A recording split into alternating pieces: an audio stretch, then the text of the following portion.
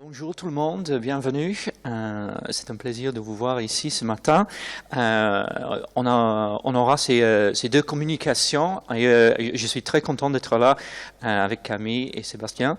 On va, comme vous le savez déjà, on va entendre des communications à propos de la littérature, de la culture francophone et française.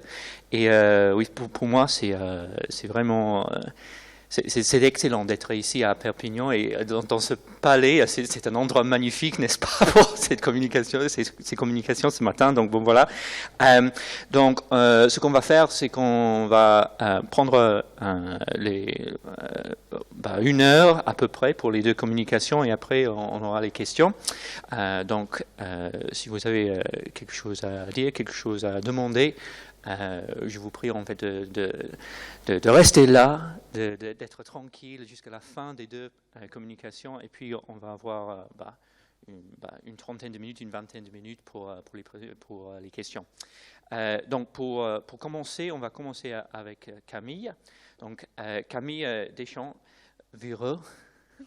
Bon, là j'ai demandé pour être sûr.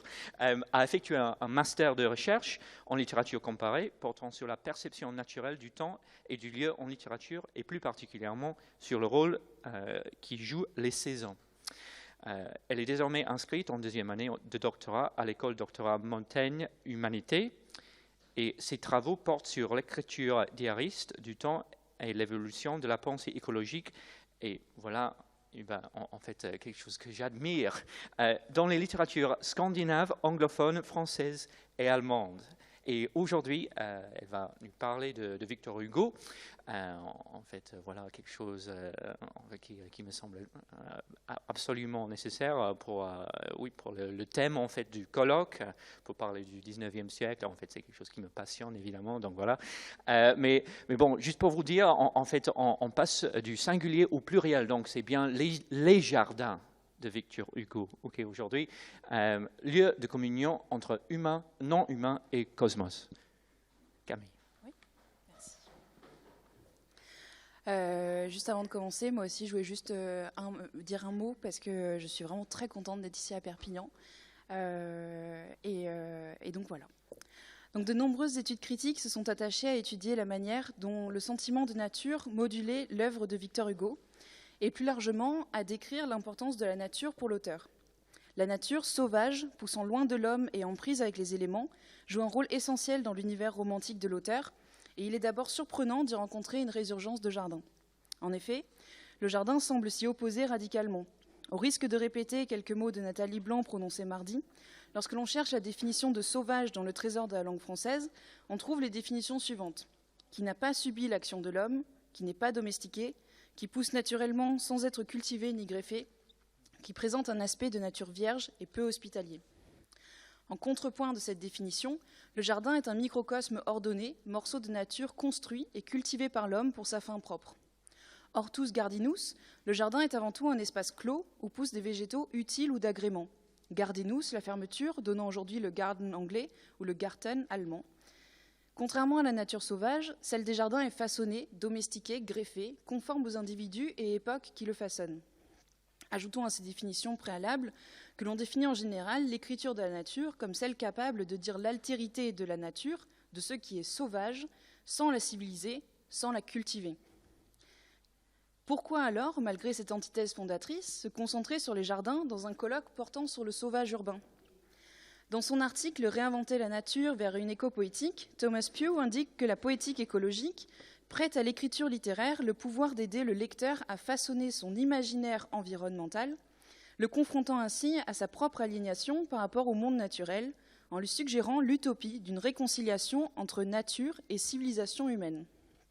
Or, Estelle Plaisant-Solaire rappelle de son côté que le jardin est une représentation de la relation que l'homme entretient avec la nature.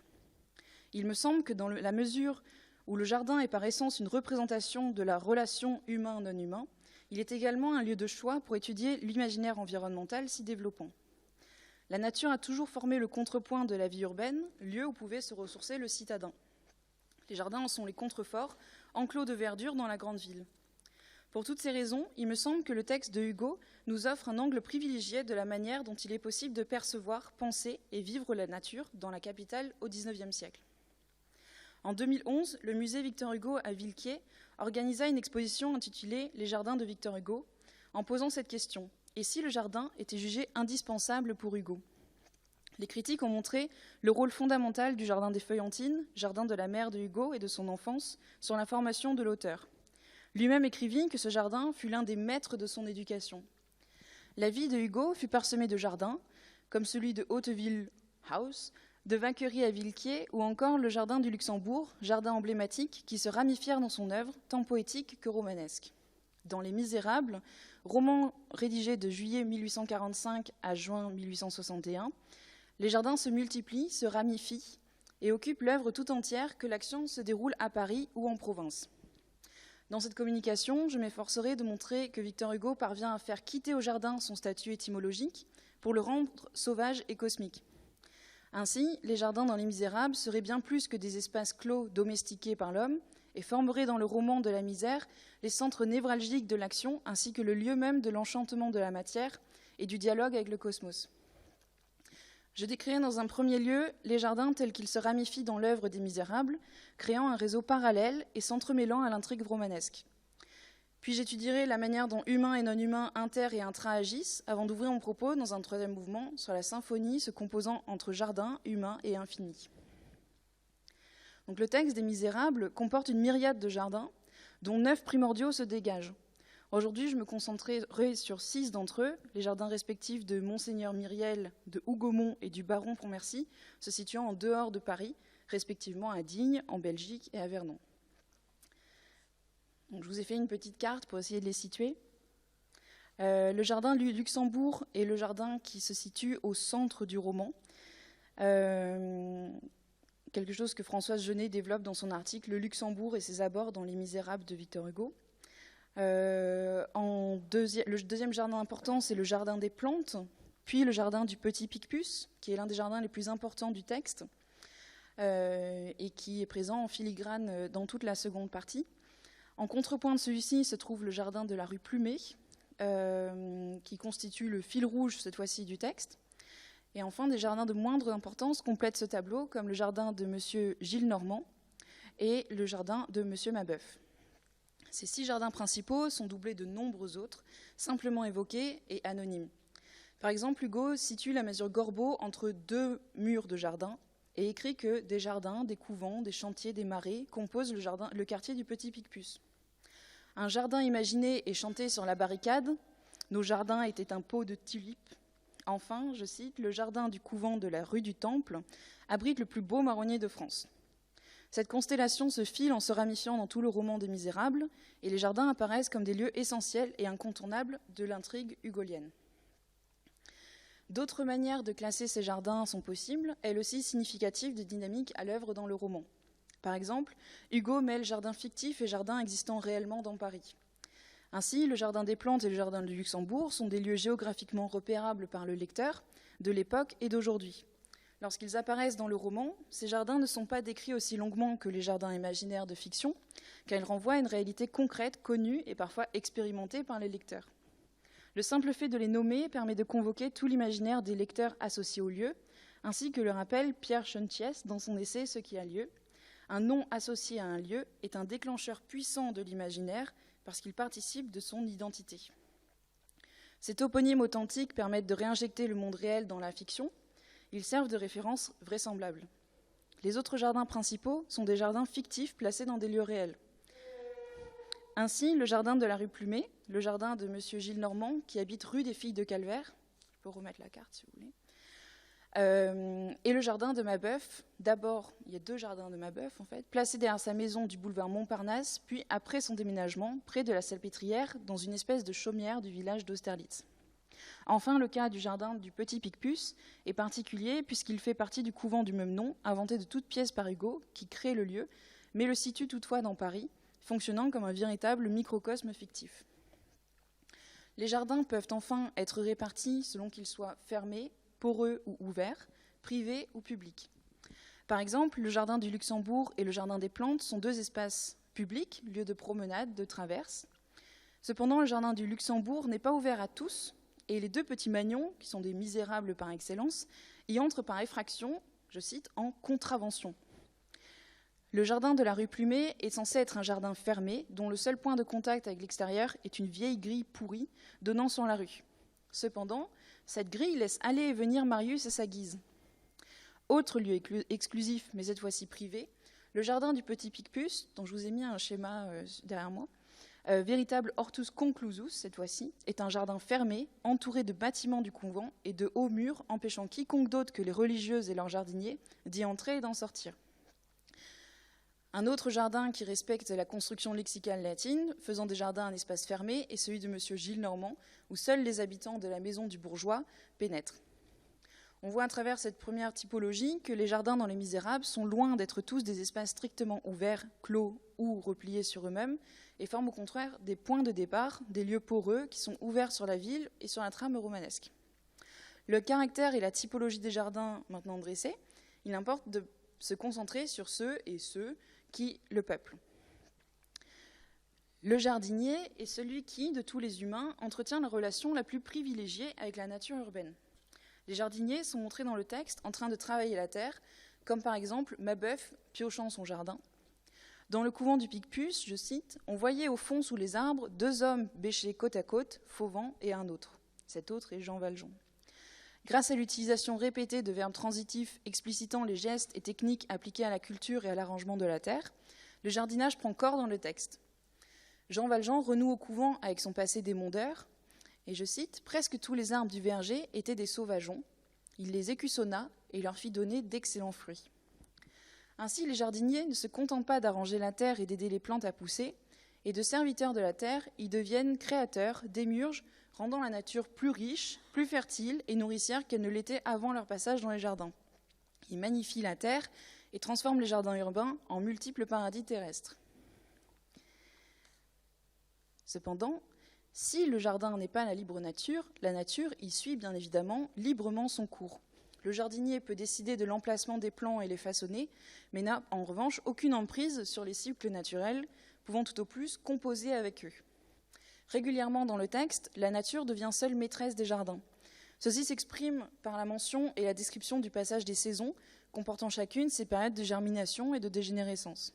Les saisons, telles qu'elles s'impriment dans les jardins, les valorisent naturellement, travaillant à la place du jardinier et de ses outils.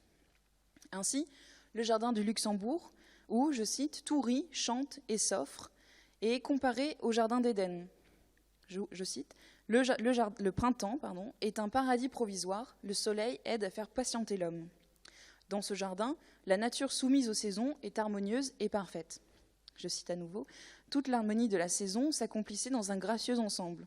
Les entrées et les sorties du printemps avaient lieu dans l'ordre voulu. » Tout ce qui compose le jardin du Luxembourg, l'animal, le végétal, le minéral, se fond sous le sceau du printemps, qui confère à la nature une unité à la fois romantique et cosmique.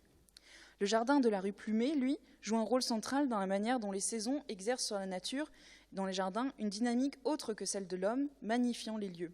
Je cite, « Le jardinage était parti et la nature était revenue. » Si les jardins sont initialement cultivés, l'absence de jardinier dans le jardin de la rue Plumet n'est pas nécessairement négative, au contraire, et sa description permet au narrateur de critiquer brièvement l'action de l'homme sur la nature dans les jardins pour valoriser la force de la nature redevenue, cette fois-ci, sauvage.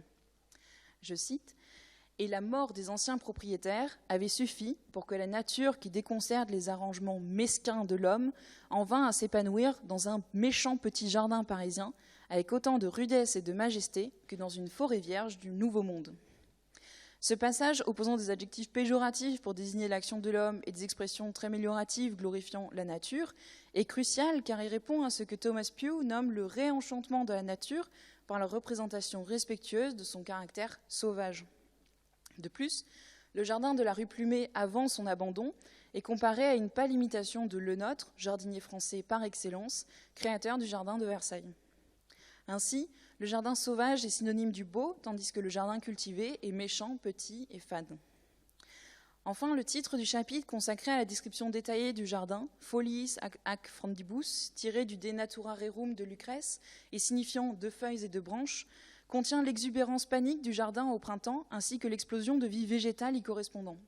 L'homme évincé, je cite, « Rien dans ce jardin ne contrariait l'effort sacré des choses vers la vie, la croissance vénérable était là chez elle. » La constante inscription des phénomènes naturels dans l'universalité du monde tend à montrer qu'une spiritualisation de la matière se fait là naturellement, celle-ci étant soumise aux saisons et au rythme cosmique.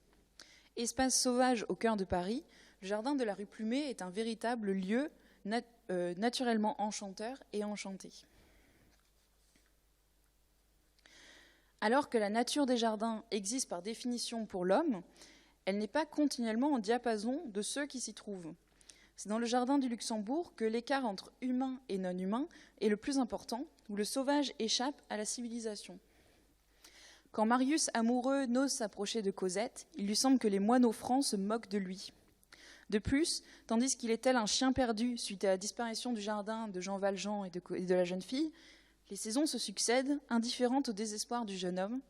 Je cite, « L'été passa, puis l'automne, l'hiver vint. » Cette disparition entraîne un revers de la perception par le jeune homme de la nature du jardin. Et je cite, « La vaste nature, si remplie autrefois de formes, de clarté, de voix, de conseils, de perspectives, d'horizons, d'enseignements, était maintenant vide devant lui.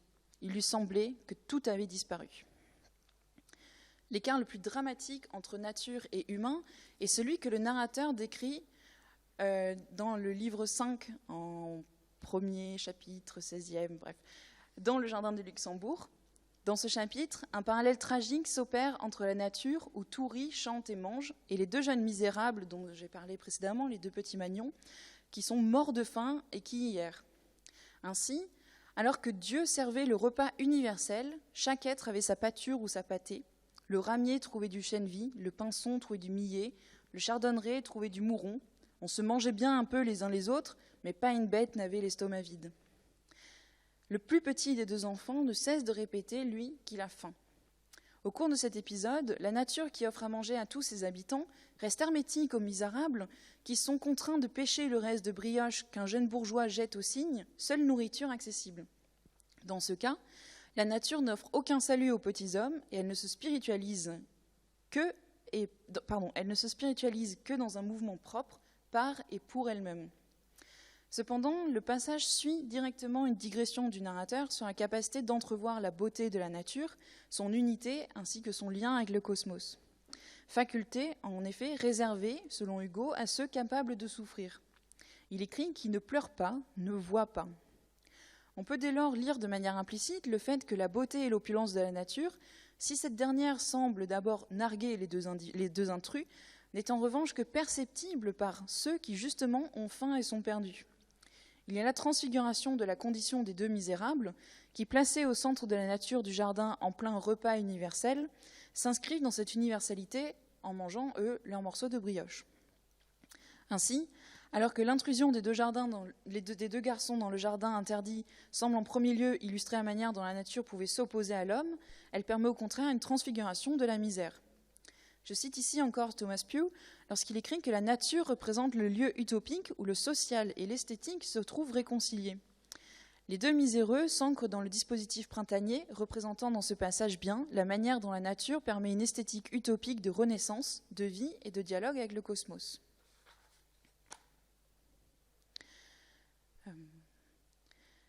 Dans une troisième partie, si la nature suit son cours indépendamment des hommes, elle les intègre parfois dans son processus, permettant ainsi un triangle de communion. Je cite Jean-Bertrand Barrère lorsqu'il écrit que ce n'est pas un système d'aller et retour entre la nature et le paysage intérieur, mais une circulation triangulaire qui s'établit entre le ciel, la terre et le cœur des hommes. C'est particulièrement le cas dans les jardins que nous choisissons de nommer jardins d'amour, parce qu'il habite le lieu du Lux Facta Est, scène de la rencontre amoureuse entre Marius et Cosette. Le jardin du Luxembourg constitue le centre à partir duquel le roman s'organise. Françoise Chenet, dans l'article que j'ai cité plus tôt, je crois que j'ai oublié de le citer, explique que ce jardin porte dans son toponyme une valeur référentielle et imaginaire. En effet, c'est un lieu réel, mais dont l'étymologie désigne à la fois un bois sacré, lucus, et la lumière, lux lucis. Hugo réécrit une scène de Reverdy dans ce jardin lorsqu'il amorce le passage où Marius voit Cosette transformée en jeune femme. C'était par une sereine matinée d'été. Marius était joyeux comme on l'est lorsqu'il fait beau. Il lui semblait qu'il avait dans le cœur tous les chants d'oiseaux qu'il entendait et tous les morceaux du ciel bleu qu'il voyait à travers les feuilles des arbres. Si la scène se déroule en été et non au printemps, comme c'est traditionnellement le cas dans une scène de Reverdy, la nature est décrite par le biais d'éléments auditifs, le narrateur utilisant le topos du chant des oiseaux, symbole de la reprise de vie, et visuel, le ciel bleu étant synonyme de la belle saison. Le jardin de la rue Plumet, abandonné au cycle saisonnier le façonnant, est également le complice de l'amour du jeune couple.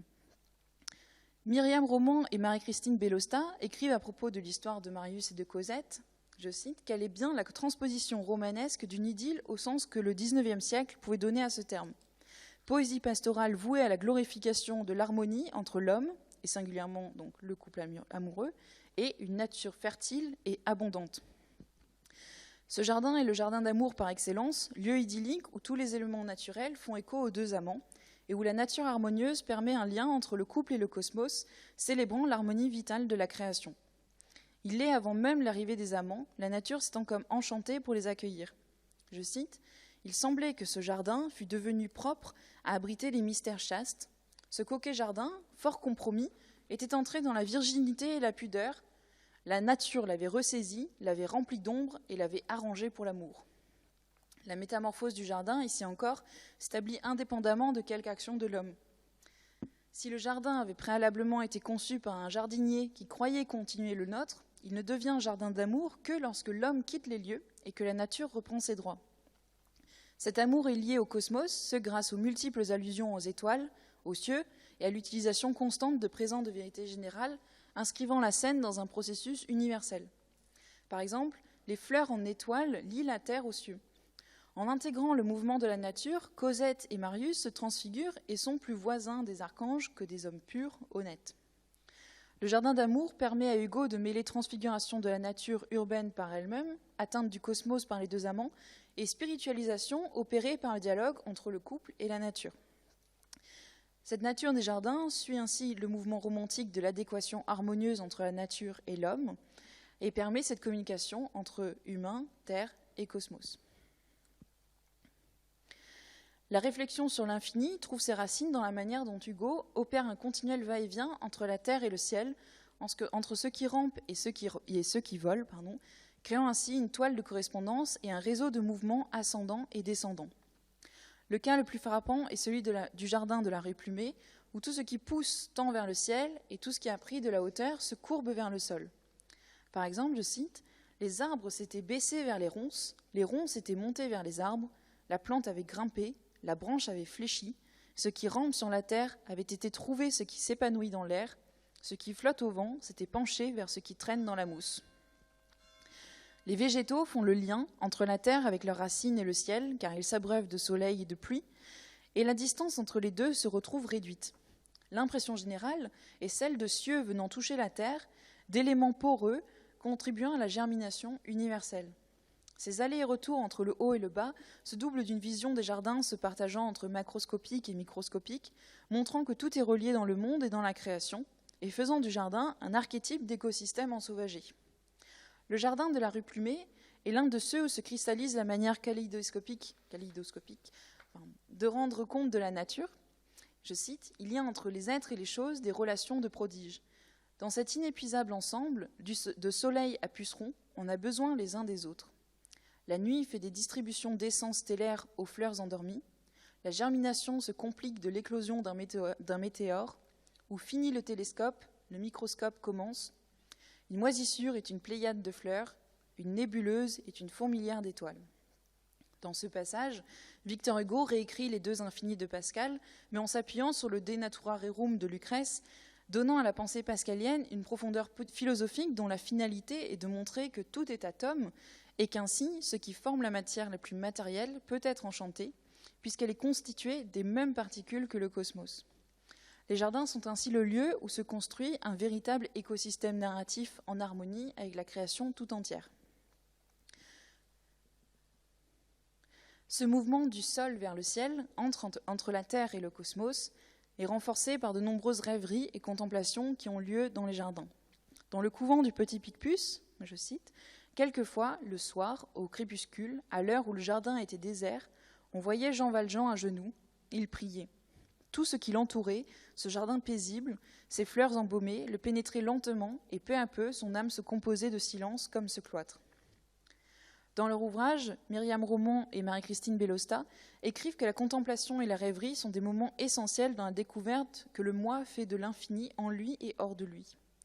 Un dialogue est instauré dans le jardin entre les hommes et quelque chose qui les dépasse, cette nature infinie dont ils ne peuvent fixer les contours, la voûte céleste rendant presque palpable le cosmos. La culture de la terre, la communion avec la nature, la marche dans le jardin, les leçons philosophiques émises depuis le jardinage sont toutes des moyens de se spiritualiser. La contemplation de la nature et l'accord avec elle sont ainsi donnés pour indissociables de la sagesse. Lieu de l'expression de la matérialité de la nature, les jardins sont définitivement le lieu où l'homme comprend sa place dans le cosmos et apprend qu'en étant en harmonie avec la nature, il peut toucher à l'infini. Je vous remercie.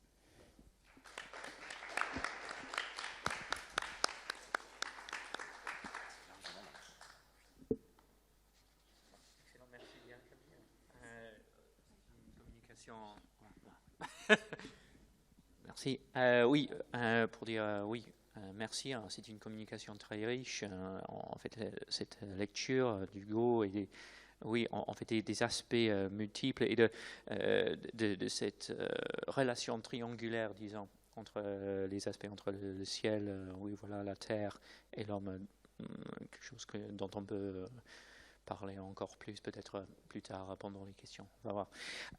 Oui, mais pour passer à notre deuxième communication, pour passer à Sébastien, pour vous dire, Sébastien Baudouin est professeur en classe prépa aux grandes écoles, docteur S lettres, agrégé de lettres modernes et rattaché au CELIS. À Clermont-Ferrand 2. Il est spécialiste de Chateaubriand et a écrit une thèse portant sur le paysage chez cet auteur.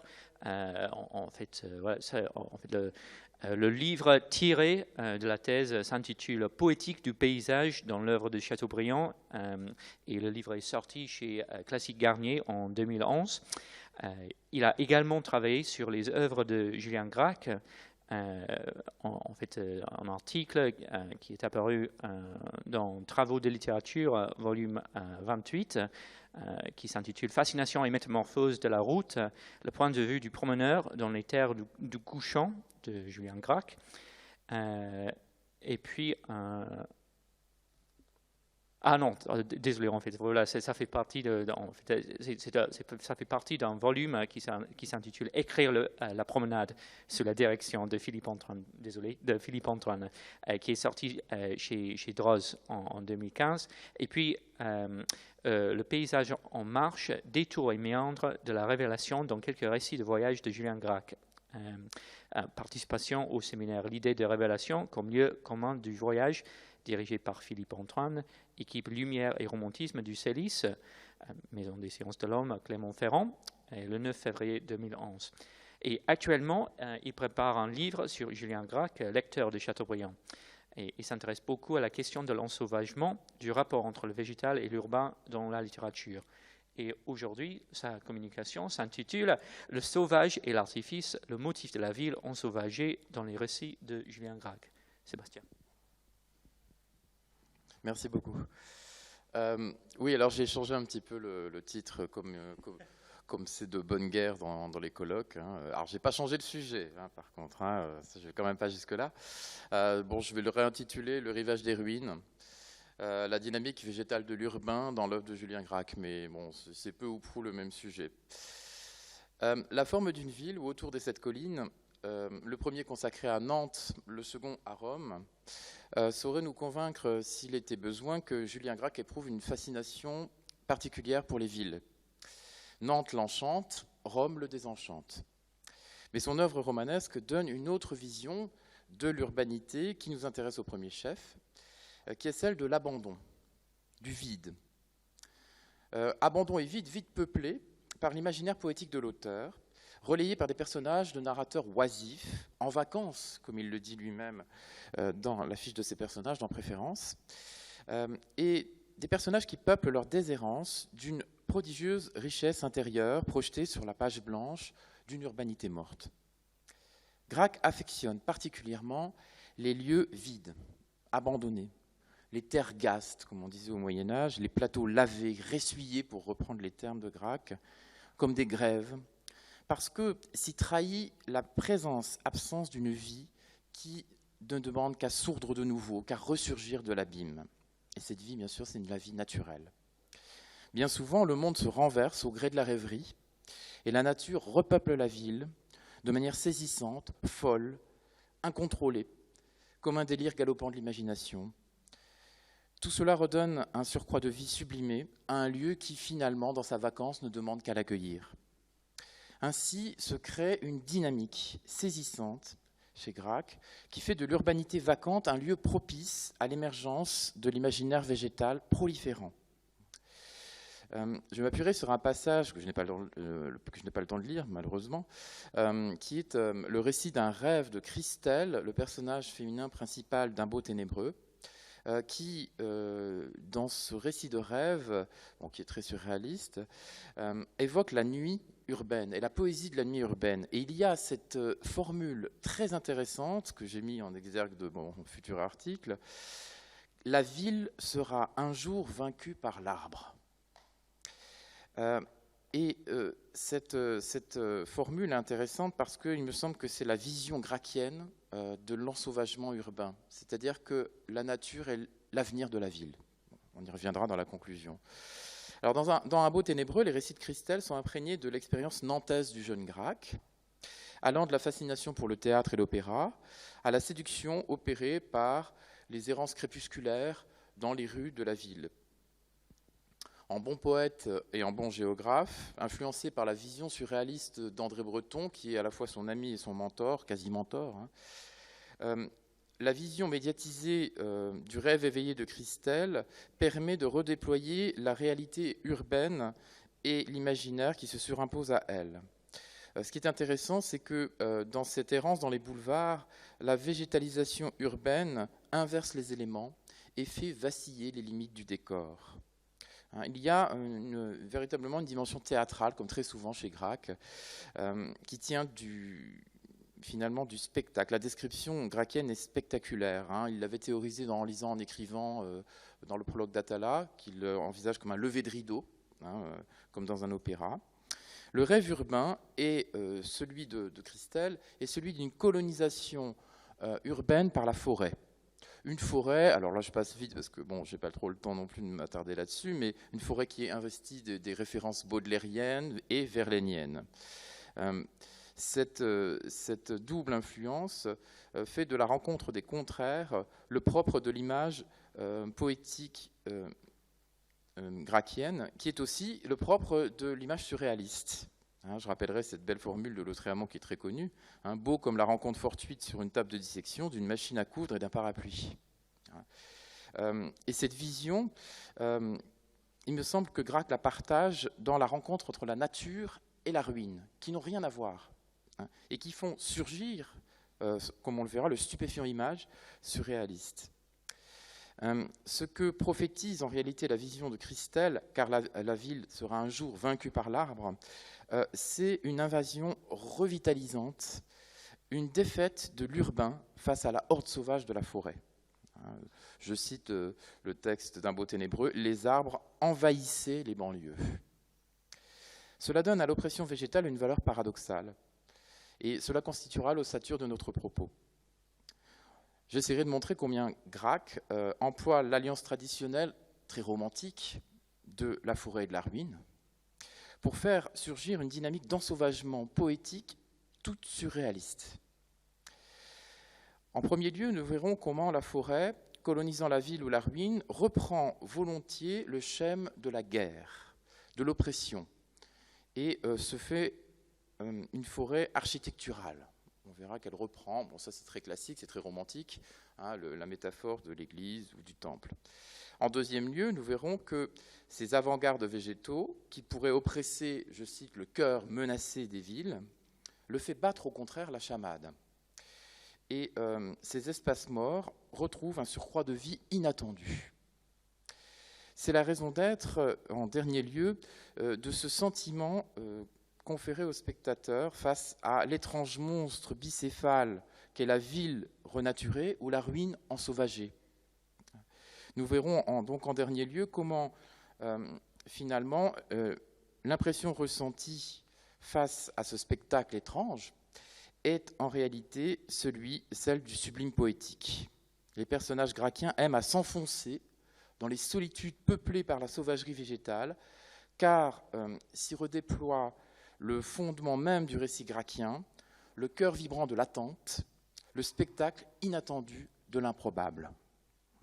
C'est là qu'on peut retrouver, pour reprendre une belle formule bien sûr de Gracq qui donne le titre à son recueil de poèmes, les personnages y retrouvent une liberté grande. Voyons d'abord ce que j'appelle les forêts tentaculaires. La forêt fascine Gracq. Bon nombre de ses héros arpentent les méandres de la forêt, notamment dans son premier roman, Au château d'Argol.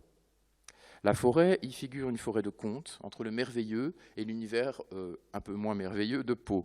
Bon, ça dépend des contes.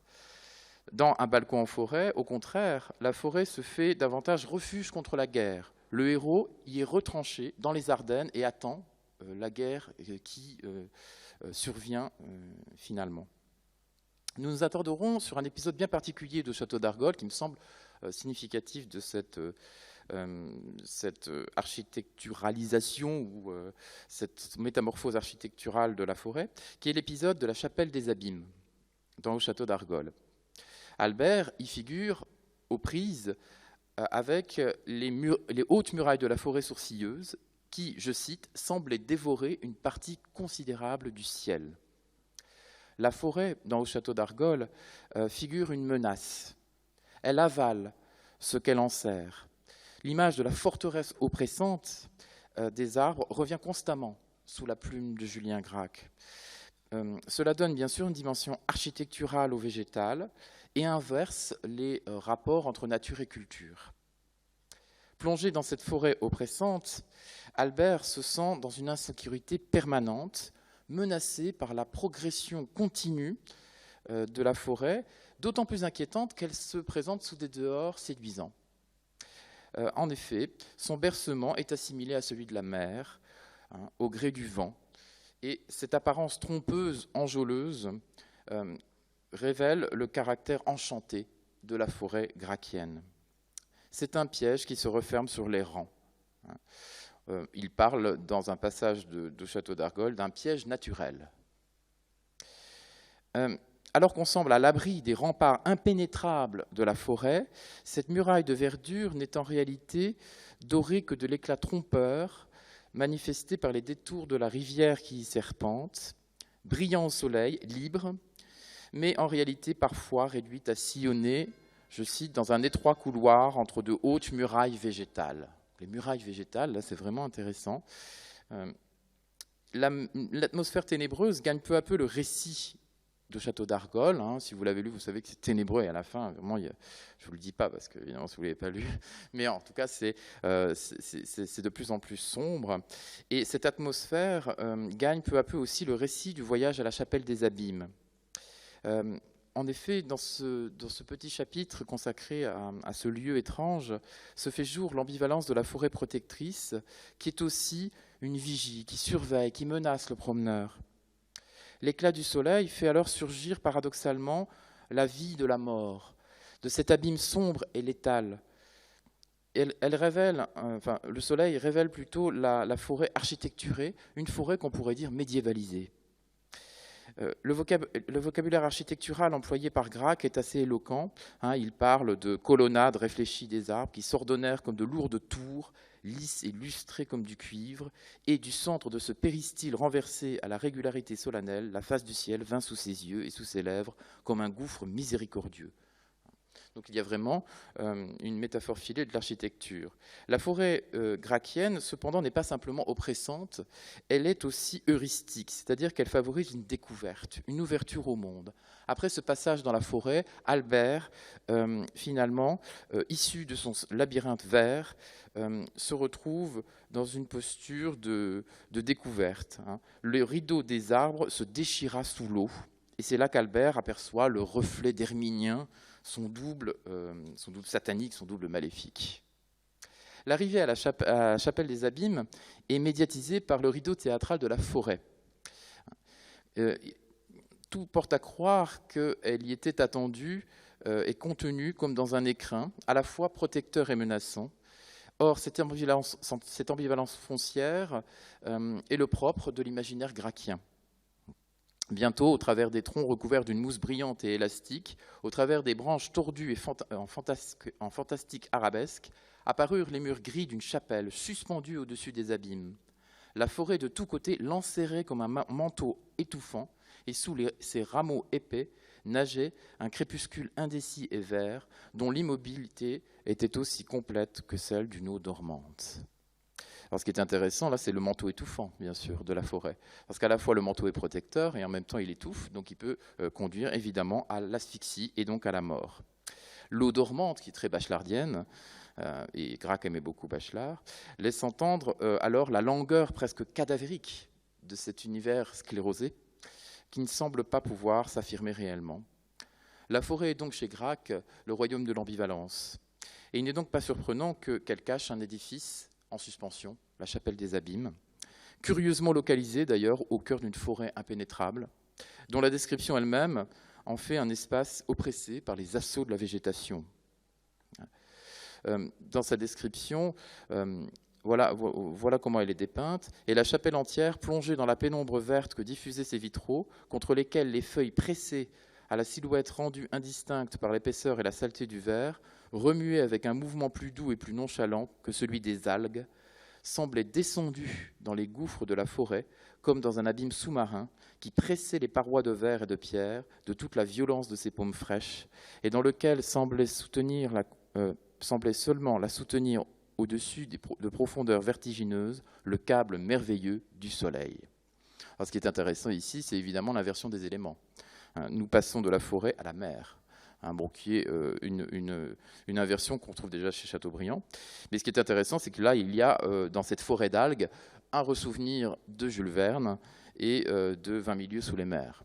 Évidemment, et Jules Verne était un auteur que Gracq adorait.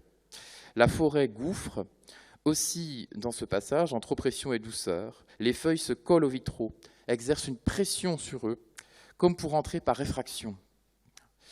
Et donc d'un côté, la forêt est une menace létale, de l'autre, elle, avec cet adjectif, ses paumes fraîches, elle laisse entendre aussi une sensation de vie. Il y a donc une ambivalence forestière évidente. Menace et abri, la forêt coupe du monde. Elle fait rempart, et on peut dire qu'elle est rempart. On est au milieu des remparts d'ailleurs. Dans sa vision architecturale, elle figure aussi une pieuvre verte qui cherche à s'emparer de sa proie, et on est encore dans l'imaginaire de 20 milieux sous les mers. La pieuvre qui cerne le Nautilus. Feuilles pressées, violence de ses paumes fraîches, vert tentacule, nous dit le texte, collé aux fenêtres. Ce sont autant de manifestations croissantes d'une pression, d'une oppression venue du dehors. Gracq laisse augurer la menace donc de l'incursion de la nature dans un espace urbanisé, celui de la chapelle, qui est en plus sanctuarisé, un sanctuaire donc menacé par la forêt. Albert y est menacé et sous surveillance. L'image des tentacules de la forêt réactive donc l'analogie entre la forêt et l'océan, et se retrouve en écho dans d'autres passages de l'œuvre de Gracq, comme dans Un balcon en forêt, par exemple, on retrouve cette image de la forêt océan. Dans le rivage des Syrtes, cette fois, la forêt architecturée renoue avec les images d'Au château d'Argol. Nous allons nous intéresser à un autre passage très beau de Gracq, qui est l'excursion aux ruines de Sagra. Les ruines de Sagra sont le théâtre d'une même oppression de la verdure environnante qu'à la chapelle des Abîmes au château d'Argol. On y voit, je cite, quelques fantômes de villas cossues qui se profilent, tapis dans leur jardin en délire, comme derrière une forteresse de broussailles. Tout y rappelle l'idée d'une lutte derrière une ligne de défense fragilisée, la ruine, et face à elle, une ligne offensive renforcée par une vigueur qu'on pourrait appeler une vigueur sempervirens, celle de la végétation. L'ancien port de Sagra est décrit ainsi à l'abandon, mais n'est pas tant sur la défensive que le théâtre d'une offensive où les arbres qui l'entourent sont menaçants. De grands arbres l'encerclaient, je cite le texte, qui faisaient traîner leurs basses branches sur l'eau, laissant tomber au milieu seulement du bassin une tache plus claire. Mais à demi cachée sous la retombée des arbres, une silhouette insolite accrochait les restes de lumière d'un reflet de métal. Le long du quai ruiné était amarré un petit bâtiment. L'omniprésence de la végétation qui envahit les ruines de Sagra fait naître une poésie de l'indéterminé, nourrie par des effets de rideau, de demi-jour, toujours cette théâtralisation très gracienne. Mais ce qui est intéressant, c'est que tout y figure tamisé, indécis, à demi révélé. C'est ce qui est, au fond, le principe fondamental de l'érotisme. Car il y a une séduction de la révélation inattendue et attendue tout à la fois. Le tamis de la végétation figure alors l'endormissement de la ruine, qui ne demande qu'à renaître. Derrière les fourrés, heureusement, je cite, qui heureusement poussaient épais au bord du bassin, le héros se trouve en poste d'observation plus commode. Donc la végétation permet un jeu de voilé-dévoilé qui sert à un espionnage, mais aussi une esthétique du mystère, qui est très importante dans l'esthétique gracienne. La végétation, dans son voile, est le signe, se manifeste par le signe de son omniprésence, mais aussi son omnipotence. Le silence de cette jungle, comme la qualifie le narrateur, ajoute à l'atmosphère la suspension du qui-vive. Les broussailles drues, je cite, qui jaillissaient du quai décelé, signalent le triomphe tout-puissant de la végétation sur la ruine conquise. Si la vie se devine à travers la silhouette d'un homme, on ne peut donc que l'entrevoir, je cite, une seconde plus clairement dans une éclaircie des broussailles. Donc la végétation, au premier chef la forêt, prend les dehors de la ville. Elle semble se minéraliser par l'analogie récurrente à la forteresse. La ruine elle-même semble, dans un jeu de vase communicant très surréaliste, devenir végétale, s'intégrer à la nature elle-même. C'est ce qu'on va voir dans un deuxième temps. La résurrection, donc les résurrections de la ville morte. Galvaniser l'urbanisme, je reprends là une formule de Gracq. Dans le rivage des Syrtes, la ville morte est un motif récurrent, que ce soit à travers la ville de Maremma. Maremma, c'est marée, la mer, mais ça connote aussi la marée et le rivage. Donc. Mais aussi dans le nom même de Sagra, Sagra qui signifie sacré, mais aussi sacra, donc encore une fois le sacré. On le sait, Julien Gracq construit ces villes, Sagra, Maremma, mais aussi Orsena, dans le souvenir de Venise. C'est une Venise décadente, c'est une Venise mourante. Le rivage des Syrtes, en effet, est le roman du sommeil alangui, de la menace qui couve. Gracq aime ainsi à rêver dans ces espaces en latence, ces terres ensauvagées, retournées à leur état premier, quasi végétatif, car il peut y penser la lisière de la nature conquérante et de la culture déclinante. Alors, dans le passage de la chapelle des Abîmes, la chapelle en question paraît une Atlantide noyée dans une mer de verdure, et le héros y constate la puissance des folles végétations qui y croissent librement. L'analogie entre l'écroulement des ogives et le cadavre d'un héros abattu par traîtrise laisse présager l'influence pernicieuse de la végétation. Elle se manifeste par donc, de folles végétations, des ronces, des touffes grises, l'herbe noire. On pense bien sûr à l'atmosphère de La chute de la maison Usher d'Edgar Poe. La force de la nature abat l'homme et ses constructions fragiles. Les épines vigoureuses décrites par Gracq signalent le danger et la puissance.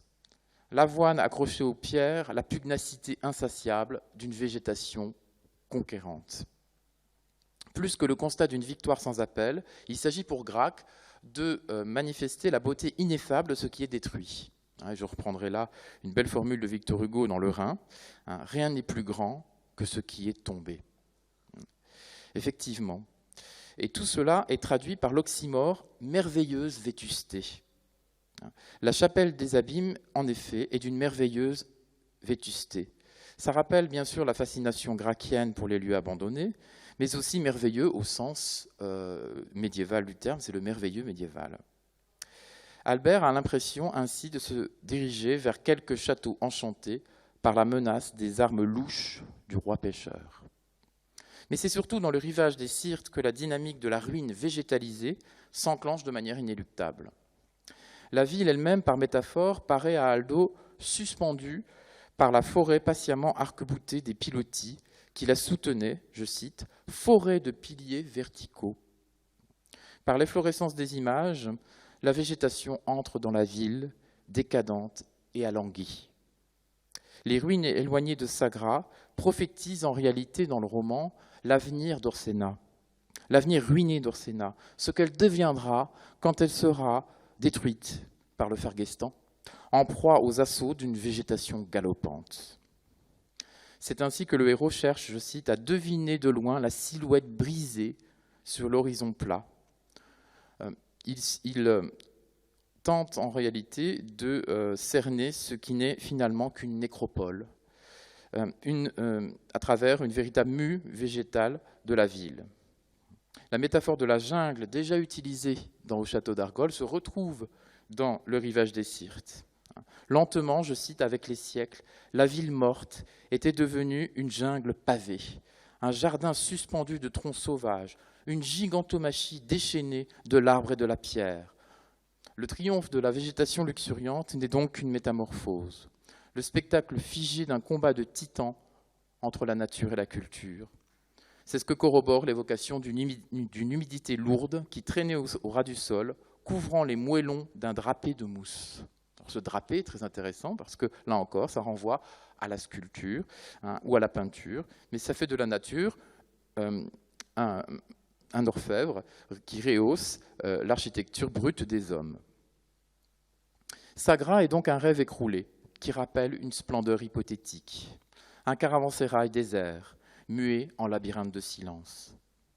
Reste qu'elle demeure aux yeux du héros l'intrigante Sagra, là où se devine à travers les feuilles un étrange bateau abandonné qui en réalité sera le bateau décisif qui lui permettra de transgresser la frontière et donc de provoquer bien sûr la guerre avec le Ferguestan qui est, vous le savez, finalement l'horizon lointain du roman, mais qui n'est pas décrite dans le roman. Ainsi, il y a une fascination très claire qui naît de la conflagration des contraires, c'est ce qui sera notre dernier point. Ce que j'ai appelé la beauté convulsive de l'urbain végétalisé. Les promeneurs gracchiens se muent en enquêteurs. Il s'agit pour eux de fixer dans leur esprit la rencontre fortuite du végétal et de la ruine. Ils œuvrent dans ce qu'Enrique Villamatas appelle, dans son article dans le magazine littéraire sur Grac, La froide lumière des Syrtes, ce qu'il appelle ce calme et ces descriptions surréalisées de paysages qui succèdent à tout ce qui a cessé. Dans la ruine ensauvagée ou dans la forêt ruinée, s'opère une revivification imaginaire de ce qui est laissé pour mort. C'est dans l'électrisation littéraire, imagée d'un espace ruiné, que la beauté convulsive théorisée par Breton peut naître de ces secrets rapprochements évoqués dans Au château d'Argol. Tout cela renvoie finalement à la notion de hasard objectif, qui est née aussi sous la plume de Breton dans L'Amour fou. Pour Grac, ce serait un moyen, à travers l'espace hybride de la nature ruine et de la ruine renaturée, d'exprimer le stupéfiant image évoqué par le chef de file des surréalistes. Le charme ressenti par Aldo dans Le rivage des Syrtes est en effet le charme de l'attente pure, je cite le texte, tout tourné vers la conflagration produite par une rencontre fortuite, celle de la nature et de la ruine. Ainsi est reprise aussi l'idée du point sublime surréaliste, qui est envisagé par Grac dans sa conférence sur le surréalisme et la littérature contemporaine. Il cite Breton, voilà ce qu'il dit. « Tout porte à croire qu'il existe un certain point de l'esprit où la vie et la mort, le réel et l'imaginaire, le passé et le futur, le communicable et l'incommunicable, le haut et le bas, cessent d'être perçus contradictoirement. Or, c'est en vain qu'on chercherait à l'activité surréaliste un autre mobile que l'espoir de détermination de ce point. » Il me semble que ce point sublime est recherché aussi par Grac. Il vient se loger à l'intersection de l'espace, au croisement inattendu mais espéré, de la ruine et du végétal. Cela confirme en effet le goût de Gracq pour les confins.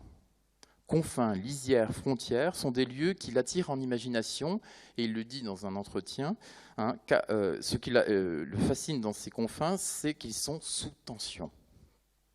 La métaphore électrique, empruntée au surréalisme et à ses champs magnétiques, figure chez Gracq un espace de polarisation, d'intérêt focalisé. La ruine ensauvagée, en réalité, permet de concentrer de manière intense la griserie du personnage. Dans Au château d'Argol, Albert constate que le paysage, je cite, « paraît concentrer en lui toute son intime énergie, l'embraser d'une flamme surnaturelle et tremblante ». La dimension onirique de l'expérience, l'impression de suspension du temps sont donc les corollaires de la visite de la chapelle des Abîmes. Dans cette chapelle, qu'est-ce qu'il trouve ? Une horloge. Une horloge toute baudelairienne, bien sûr, qui fonctionne au sein d'une chapelle abandonnée, ce qui est complètement surréaliste, pour le coup. La vie et la mort, en contact dans ce point surréaliste spatialisé par Gracq, se concentrent aussi dans la ville d'Orsena. Orsena, qui est une ville morte et qui aussi pourrait être une vie morte. Je cite, « Même en symbole, Orsena continuait à fabriquer de la terre de cimetière. » Or, qu'est-ce que Sagra, sinon une ville cimetière, une ville morte ? Je cite, « Espèce de sous-bois pétrifié d'isolement sauvage où l'on pouvait, paraît-il, tirer le gros gibier au coin des rues. » Dans ce lieu de mort, toute vie est donc vouée à rejoindre le sol poudreux d'une ville moribonde qui agonise au cœur de terres déshéritées. Sagra a tout donc du point sublime surréaliste, travesti sous les dehors d'une ville moribonde. Aldo y perçoit les stigmates d'une guerre terrible et stupéfiante qui fait naître dans son esprit des images antagonistes où la pierre et le lierre entrent en opposition. Ainsi est préfigurée la guerre à venir entre Orsena et le Farguestan, qui est un ailleurs du texte, un point de perspective crépusculaire de l'œuvre. Poète de la décadence d'un monde, Gracq prophétise dans la lignée de Spengler et du déclin de l'Occident. Il prophétise le crépuscule d'Orsena dans le tombeau de Sagra, pétrifié dans des luttes fatales avec une nature triomphante. Du choc ostentatoire qu'il donne à voir naît une poésie de l'évidence teintée de surréalisme. Et donc, la visite de Sagra a joué aussi le rôle de déclic mental par l'action du stupéfiant image d'une nature luttant contre la culture. Symbole de cette révélation, une dernière image de fugacité vitaliste et élévatrice se fait jour, une fumée évanescente qui représenterait ces désirs encore mal formés de provocation et de libération. En conclusion, je parlerai du devenir des villes, selon Gracq. Dans la forme d'une ville, Gracq médite sur ce qu'il appelle ces placides enclaves chlorophylliennes qui sont semblables aux espaces utopiques de Jules Verne, les parcs, les bois, les jardins contenus dans les villes.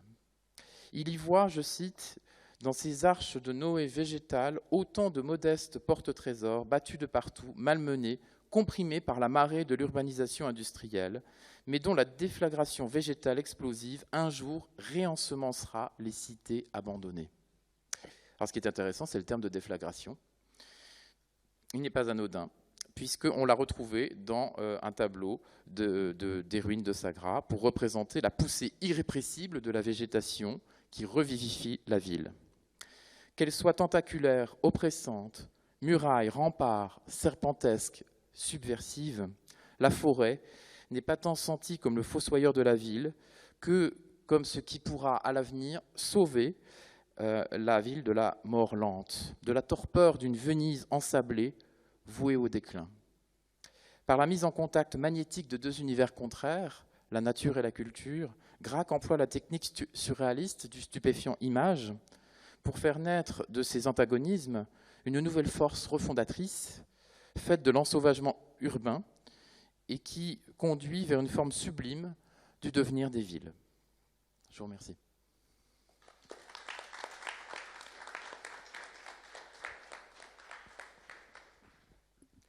Merci bien, Sébastien. En fait, c'était une communication, ouais, en fait, qui nous fait penser à plusieurs possibilités, en fait, de lire, en fait, euh, ces, ces espaces d'un point de vue. En fait, là déjà, je pense aux possibilités intertextuelles, c'est-à-dire de penser à Verhaeren, par exemple, pour penser. Là, vous avez évoqué les forêts tentaculaires, la ville morte. Je pense évidemment oui, en fait, à l'œuvre de Verhaeren, mais on va voir. Donc, juste avant de prendre les questions, j'aimerais bien vous demander si vous avez des questions entre vous, en fait, là, et en entendu, en fait, les présentations, les communications. Est-ce que vous avez des choses à demander, des choses à poser? Non? Peut-être sur le jardin, je me demandais que comme le jardin est en quelque sorte un refuge pour les amants, est-ce qu'il ne jouerait pas le rôle de la forêt finalement dans l'univers médiéval comme dans Tristan et Iseult, c'est-à-dire que le jardin serait en quelque sorte la forêt de la ville, une enclave où il pourrait se retrouver pour être heureux, loin du regard des autres, parce que je crois que tu en avais parlé à un moment donné de cet aspect. Mais justement, le jardin où Marius et Cosette, ce jardin d'amour, justement, c'est le jardin le plus ensauvagé. C'est justement ce jardin que le jardinier a quitté et où la nature a repris tous ses droits pour devenir justement forêt vierge. Donc c'est bien le lieu sauvage, c'est ça. Donc, voilà.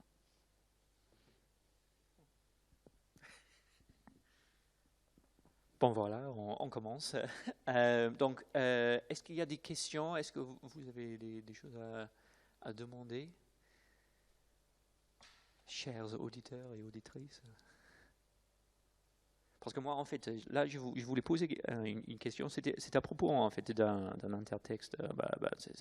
Ça fait partie, en fait, de la critique anglophone, mais c'était juste pour demander, parce qu'il y a deux livres de Robert Harrison.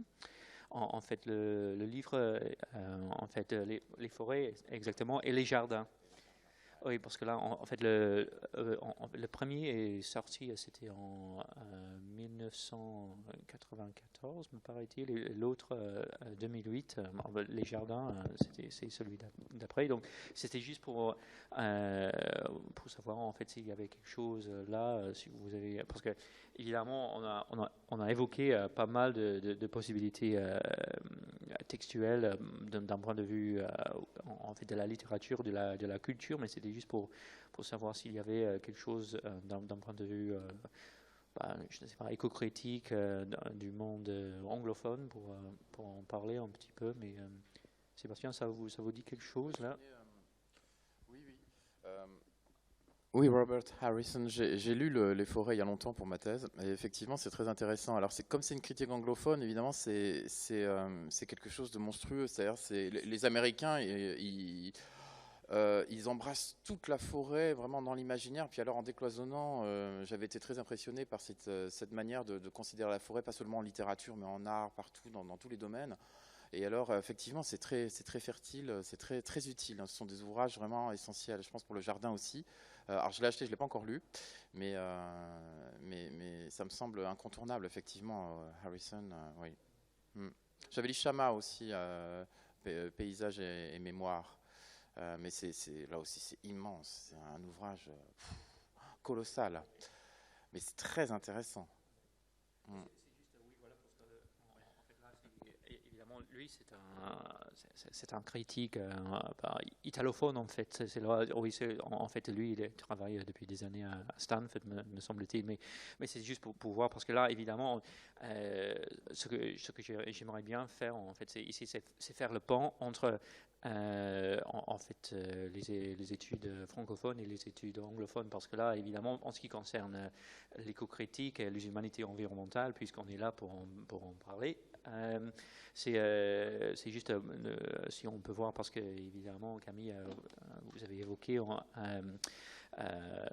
évidemment le travail de Pierre Skountjes, de Thomas Pu, etc. Donc c'était juste pour demander si vous avez trouvé quelque chose comme ça vous-même pour voir avec la critique anglophone à propos de Hugo, par exemple, parce qu'il y a, c'est quelque chose, en fait, par exemple, c'est un aspect pour parler des travaux de Bradley Stevens, par exemple, parce que lui, c'est un collègue à l'université de Bristol, donc voilà.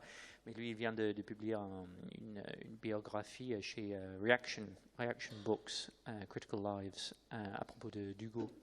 Donc c'était juste pour voir en fait si vous avez trouvé quelque chose là pour discuter. Non, sinon non. Non, mais enfin, Hugo est tellement monumental Oui, c'est ça. que quand on commence à chercher dans sa critique, je dois avouer que je me suis pas.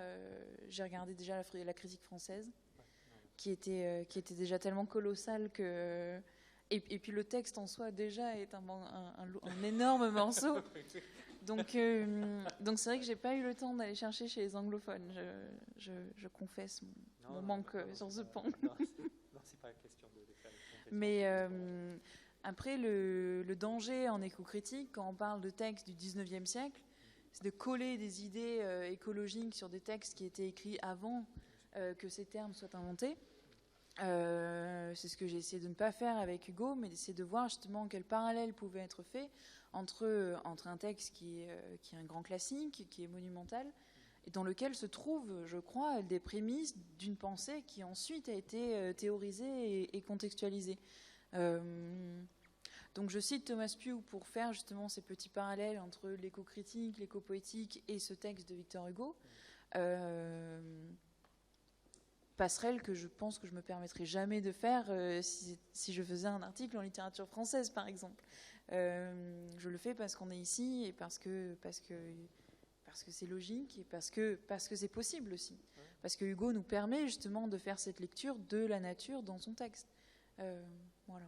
Je sais pas si ça. Non, mais c'est ça exactement, parce que là, déjà, en fait, l'article, ça date de 2005, n'est-ce pas? C'est parce que juste pour voir en fait comment on peut percevoir en fait le développement des liens entre les deux cultures, donc entre ces deux mondes, parce que puisqu'on est là pour parler en fait de l'éco-critique francophone, ça me semble le cas de voir, parce que là j'ai l'impression en ce moment qu'il y a une espèce de foisonnement, disons, du point de vue de l'éco-critique francophone, et c'est excellent, parce que en fait là, et déjà en fait pour avoir cette représentation, parce que voilà, juste être là, entendre toujours des perspectives anglophones, ça ne me semble pas très juste, voilà, surtout dans cette situation de crise climatique. Bon, mais bon, c'est autre chose, c'est un discours, voilà. Mais juste pour revenir un peu à la dimension matérielle, parce que c'est quelque chose en fait, à laquelle je pense un peu en ce moment, est-ce que vous avez, pour parler par exemple des courants comme l'éco-critique matérielle ou l'éco-critique en ce qui concerne les éléments, par exemple, parce que vous avez évoqué tous les deux en fait les éléments, est-ce qu'il y a quelque chose en particulier d'un point de vue théorique que vous voulez approfondir là pour parler soit des éléments, soit des aspects matériels, soit des textes, du texte, soit en fait de la narration, ou est-ce qu'il y a quelque chose juste à élargir ou à approfondir là? Ça vous dit quelque chose? Je connais un ouvrage collectif sur les nuages. Sur les nuages, les brumes, les brouillards, dans l'esthétique, dans la littérature et les arts, qui a été publié sous la direction de Pierre Glaude chez Hermann, qui est très bien. Il y a aussi un livre, mais c'est pas de l'éco-critique. Il y a un livre aussi sur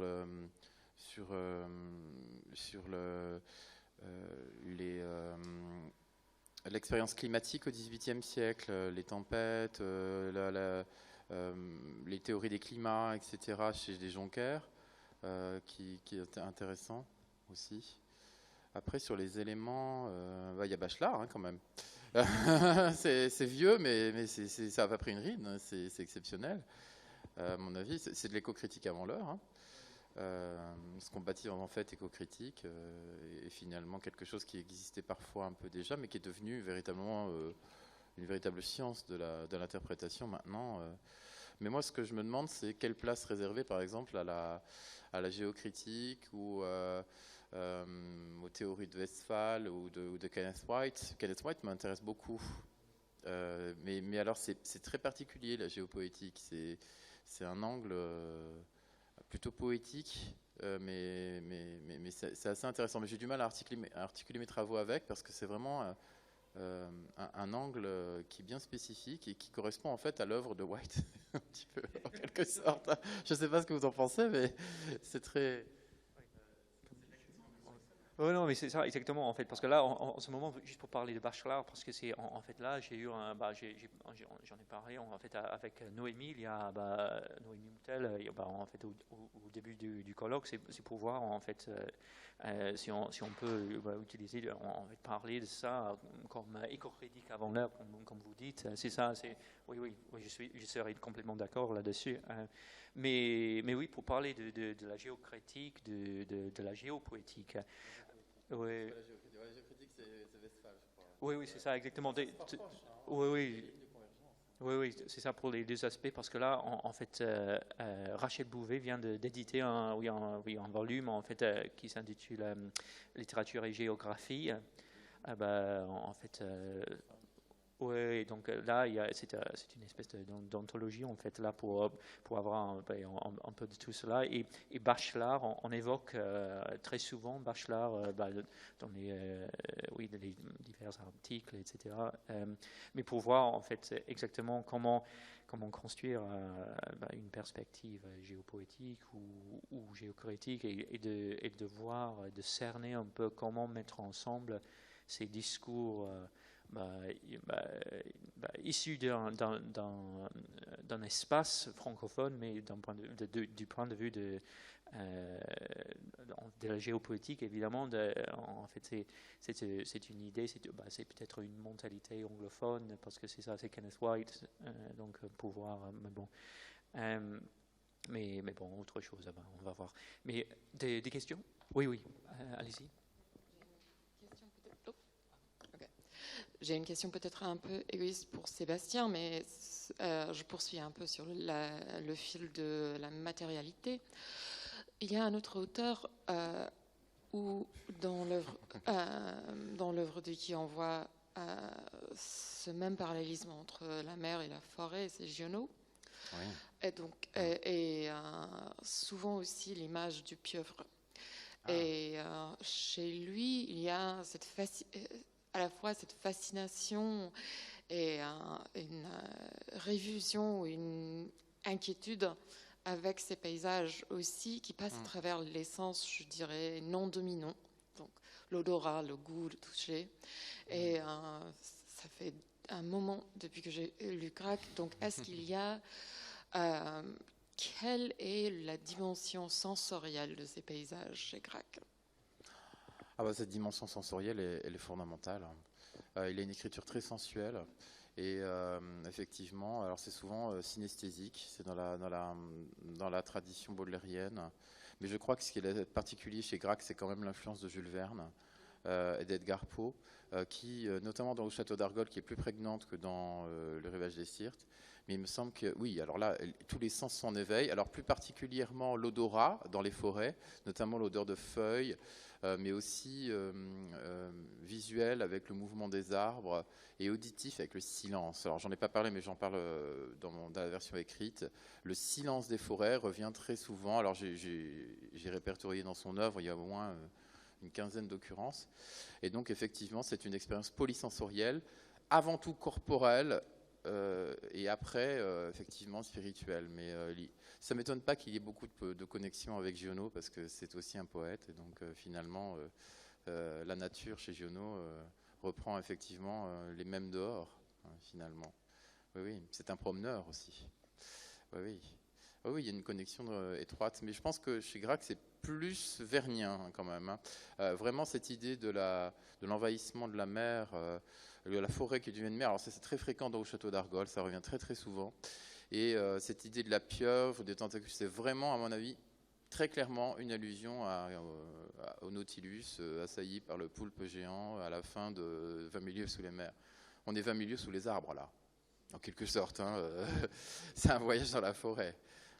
Mais cette transfiguration de la forêt en océan, je l'ai retrouvée chez Chateaubriand. Bon, alors évidemment, comme je suis imbibé de Chateaubriand, que je connais bien depuis des dizaines d'années, forcément, voilà, on le retrouve dans Vie de Rancé, où il imagine Rancé à la trappe, écouter, et c'est le vent finalement qui, dans les arbres, lui fait penser à l'océan.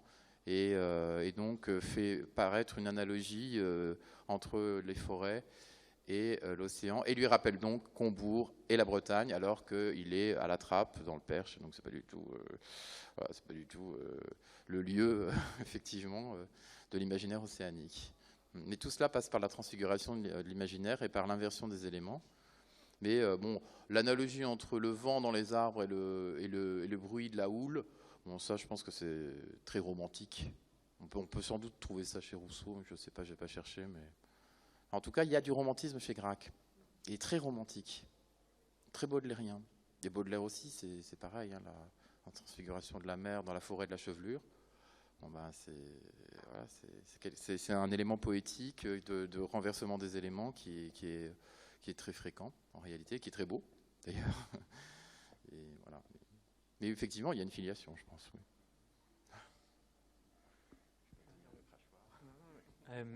Mais bon, en fait, là, juste pour faire le lien avec Hugo, parce que là, évidemment, vous avez évoqué la forêt-océan. Sébastien, tout à la forêt-océan. Et là, évidemment, chez Hugo, il y a l'homme-océan. Donc, c'est en fait ce lien-là. Donc, juste pour Camille, est-ce que vous avez quelque chose d'un point de vue, en fait, pour parler des aspects d'une perspective sensorielle, disons? Est-ce qu'il y a quelque chose que vous voulez approfondir là-dessus? Parce que vous avez évoqué, évidemment, juste ce qui m'a frappé, c'est le moment, comme vous avez évoqué, en fait, l'idée du jardinier qui compose avec la nature. Et donc là, il y a quelque chose, un aspect sensoriel pour moi, juste pour voir, en fait, cette idée de la composition. Donc, si vous avez... Ce qui se passe dans les jardins, en fait, est multiple. Je n'ai pas pu parler de tout aujourd'hui, mais il y a en effet ce premier rapport à la matière qui est purement sensoriel. Celui des jardiniers, il est plus matériel que sensoriel, puisqu'ils sont dans le travail de la terre. Le rapport sensoriel est plutôt entre le jardin et les personnes qui sont dans le jardin. Entre les personnes qui vont, qui regardent, qui se promènent, etc. Mais il y a tout un pan du rapport à la nature chez Hugo qui est intellectuel, en fait. Et c'est ce dont je n'ai pas parlé aujourd'hui. Le jardinage est très souvent rapproché de la lecture. On va faire du jardin le théâtre shakespearien, on va faire du jardin celui de Voltaire. Le lecteur qui lit va se retrouver à être le jardinier qui cultive. C'est le fameux le vers versus, on retourne à Virgile et au Géorgique, mais du sillon qui est creusé dans la terre, qui équivaut à la ligne tracée sur la page du livre. Et c'est vrai qu'il y a tout ce pan chez Hugo qui prévaut peut-être aux sens tels qu'ils sont développés dans les jardins. Un rapport plus intellectuel que sensoriel.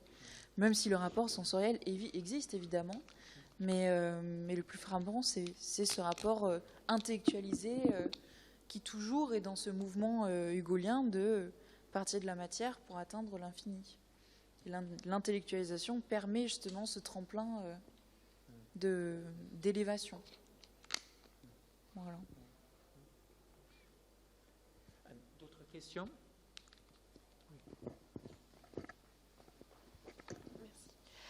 Et j'ai une question pour Camille donc sur Hugo. Dans la description des jardins, est-ce que tu as remarqué des métaphores ou des images qui pourraient donner la dimension un peu microcosme, macrocosme au jardin alors là, du coup, je pense à Shakespeare aussi, avec le jardin comme une petite nation où les jardiniers vont couper la tête des bourgeons comme les tyrans vont couper la tête des opposants. Et est-ce que dans un roman social comme Les Misérables, le fait que les jardins, enfin la nature reprend ses droits dans certains jardins. Est-ce qu'il y a une critique sociale et quelque chose de ce style-là? Oui. Alors on aimerait bien, mais non. Les jardins n'existent pas tels des microcosmes de la société parce qu'ils sont à côté de la société. Ce qui se passe avec les jardins dans Les Misérables, c'est qu'on a vraiment, c'est pour ça que je l'ai nommé un réseau parallèle. Il y a tout ce qui se passe dans les rues, il y a la barricade, il y a la révolution, et à côté, il y a les jardins. Et en fait, les jardins ne sont pas des représentations de ce qui se passe dans la rue, mais des formes de pas de côté, des à côté, où justement on peut échapper à la trame romanesque, à l'histoire en fait, avec le grand H, pour entrer dans le roman. Et du coup, le jardin existe en soi, en fait. Il n'est pas une représentation de l'histoire, puisqu'il est l'histoire avec le petit H. Je ne sais pas si on peut jouer sur les mots comme ça. Et du coup, j'ai oublié la deuxième partie de la question. C'était sur la misère. C'est ça? Oh, je suis désolée. Ouais. Bon, mais... Bon, alors. Ouais. Autre chose?